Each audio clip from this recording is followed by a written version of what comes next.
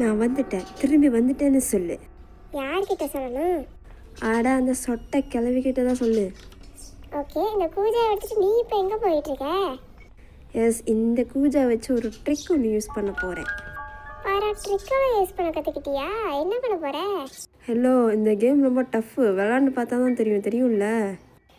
First என்ன பண்ண போகிற? இதை நான் இங்கே உருட்டி விட போகிறேன். இந்த சவுண்டுக்கு இந்த கிளவி இங்கே வந்துடும். போய் ஒழிஞ்சுக்கிட்டேன்.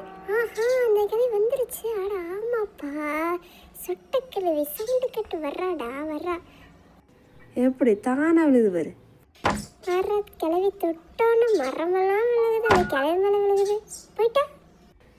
இப்போ பாரு, இப்போ அந்த ஒரு பலகா எடுத்து இங்கே ப்ளேஸ் பண்ணிட்டு அப்படியே அந்த இடத்துல நடக்கணும்.